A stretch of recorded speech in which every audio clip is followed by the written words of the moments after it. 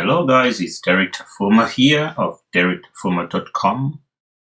So a lot of people ask me this question, or in fact, whenever I start to talk about physics or to teach a class, physics class, I always ask, or I start with the question, what is physics? Because basically, if you are going to study something, at least you should know something about it, or at least you should have some idea of the thing that you want to study. And I get really interesting answers. It's quite difficult. I think a lot of people assume that they probably know things that when you ask them a straight question, they find difficult to answer. And it happens with a lot of the things that we take for granted. So I think physics is one of those things that people take for granted, or is one of those things that people really find difficult to confront, to answer.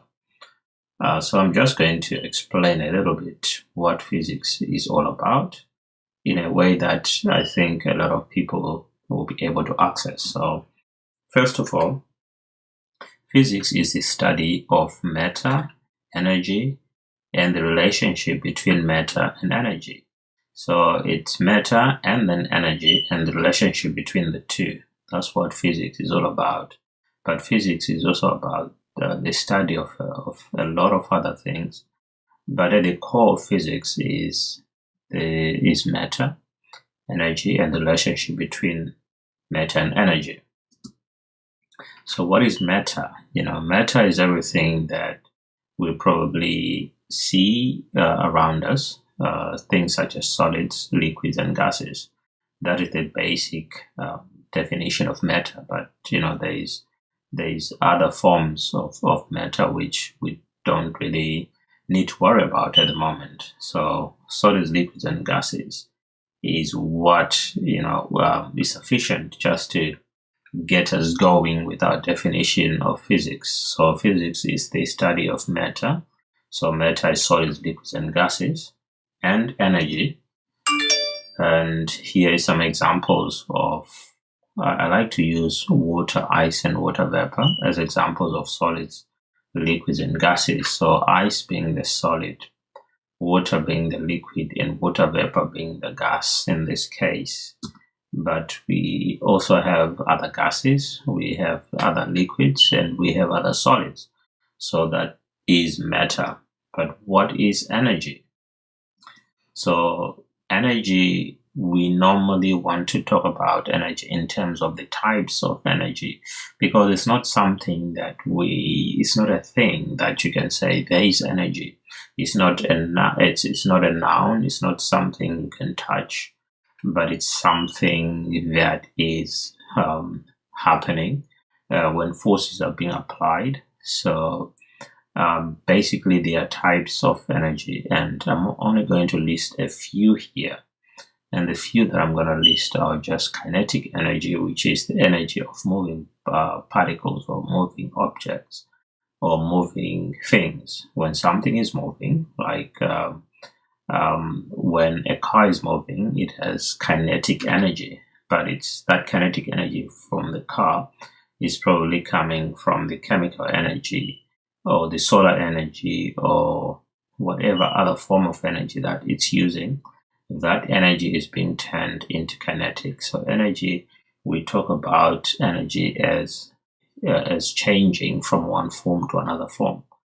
There is also gravitational potential energy, which is the energy possessed by an object by virtue of its position above the ground. So that position, the height from which the height of the object from the ground will determine how much gravitational potential energy it has. So the higher the height, the greater the gravitational potential energy. And the equation for the gravitational potential energy is mgh, which is m mass times gravity times height. So the bigger the height, the more the gravitational potential energy. Then we have elastic potential energy, we also have heat energy, and we have chemical energy. Okay, so those are the some of the types of energy, not all of them. There is quite a few more. There is energy that for an object which is twisting, for example, which we're not looking at the moment.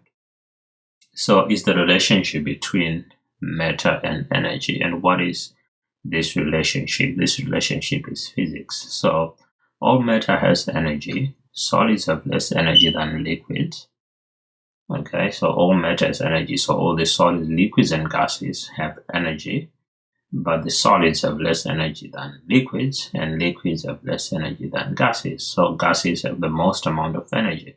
So we can see that there is movement which is giving rise to this difference in energy. So the energy in matter is due to the movement of its particles. So the particles in a gas are moving much faster and they are all over the place than the particles in a solid, which basically we say they are vibrating about fixed positions. So a very still object, a solid that looks like nothing is going on, actually has a lot of movement of particles taking place, but the particles vibrating within fixed positions. And in a liquid, they can slide over each other. In a gas, they are bumping into each other and moving all over the place. So fast-moving particles have more thermal energy. So particles that are moving have thermal energy.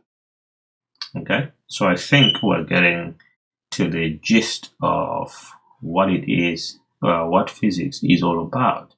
So physics is all about matter and energy and the relationship between the two. And we can see how the movement of particles, okay, is giving a difference in the example of the ice, the water, and the water vapor. We can see that there is greater movement of particles in water vapor, which is why water vapor is very hot, and that means the thermal energy in it is quite high. Okay. So why should you study physics? Well, if you want to understand the world better, then physics is one of those subjects that will enlighten you a lot more than any other subject. So the most important thing is the scientific method of inquiry, which is the method which is used by physicists to make sense of what is happening around them and to investigate physics phenomena. So a phenomena is just something which we observe, something which takes place. We use our eyes, our ears, we use our skin, we use a sense of taste. Okay, so those are the sort of senses that we use, but we also use machines to enhance our observation, our ability to observe. Otherwise, we would not be able to observe other planets if they are too far to travel to. I mean, we could travel to places like Mars and the Moon, and maybe Mercury will be too hot, and so it is easier for us to make telescopes that we can use to enhance our eyesight. So we do that. So the scientific method of inquiry really just involves making an observation of a physics phenomena, of a natural phenomena. After we've made an observation, we try to explain it, and to explain it, we use the scientific method of inquiry. So what does it involve? It involves asking a question and trying to answer that question. For example, if an object is falling, it's asking the question why the object is falling. And then it's giving a hypothesis and a prediction. So a hypothesis is simply an explanation which we're giving for why we think that the object is falling based on the information that we already have, or based on the science that we currently have. If we're trying to discover new science, then we're using our old science to try to explain it. Then once we have come up with a plausible explanation, we try to find, we try to measure it, because you cannot talk about, you cannot describe something in physics or in science if you cannot measure it. So in order to measure it, we need to find some variables. And there are three main types of variables that we'll look at. So we look at the dependent variable, we look at the independent variable, and we also look at the control variables. So once we've chosen the variables that we're going to be dealing with, we choose the variable that we're going to measure, and we choose the variable that we're going to keep the same, and we choose the variable that we're going to change ourselves. So there's a variable we change, there's a variable we measure, and there's a variable or variables that we keep the same. Okay, so after we have measured, we can come up with some results. We can draw some graphs, we can come up with a conclusion, and then we decide whether the question has been answered or it has not, whether the prediction has come true or it has not. So that gives us ammunition to ask further questions. Every time we find answers in physics, we ask new questions, and the questions are more important than the answers. We're always asking questions, and we're always trying to answer them. So what has physics ever done for us people? Well, first of all, it has improved human life, which means our life expectancy is almost tripled in the last 200 years. Okay, people used to live up to the ripe old age of 27, 28, maybe 40. If you lived up to 40, you're quite, you had lived a very fulfilling life. So it has improved human life. We've eliminated some diseases. We now understand a lot of what makes us ill, and we're able to deal with that. But if you think about the agricultural and the industrial revolutions, they were a result of advances in science and technology at the time. And now we have the technological revolution, which is just coming to I think it's come to its peak, because now we have the internet. And the internet is like a combination of all of these technologies coming together. Social media has come into the hands of people. People are now able to share a lot of their expertise online. Okay, and we're able to connect with people all over the world. You're watching this on YouTube. It's a social media platform. You can interact with me in the comment section. Okay, that is social. But at the same time, I'm providing some value, which you are prepared to pay for, maybe not with money, but with your time. So time is a currency, and this, providing some value, and you're spending your time to watch this video, which means that your time is important to me. So when I provide value, I'm trying to get your attention and for you to use some of your time, which is limited. But if you're prepared to watch this, it means that is providing you with some value.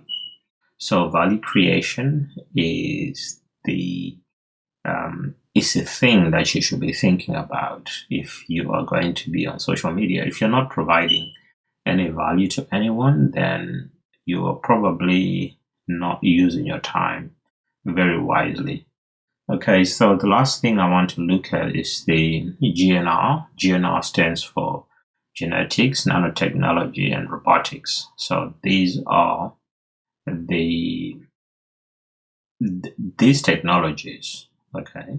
And whoever is investing in these technologies is going to be ahead, because the new products and services are going to be coming from the research findings of GNR, genetics, nanotechnology, and robotics. Okay, because that's the new frontier now. This is where value creation is taking place. Okay, guys, so what is physics? I think now you've got an idea. that physics is simply the study of matter, of energy, and the relationship between matter and energy. And matter is just solids, liquids, and gases, and there are different types of energies. So matter can manifest or energy. When energy changes are taking place, something is happening to matter. For example, when ice is melting, okay, the movement of particles is increasing from the ice to the water. So that increase means that there is an increase in thermal energy, and so the change in energy or caused by the movement of the particles is causing a change of state. So that's what physics is all about, guys. So thank you for listening. If there are questions, specific questions on physics, please let me know in the comment section, and I will make more videos based on your questions. Thank you very, very much.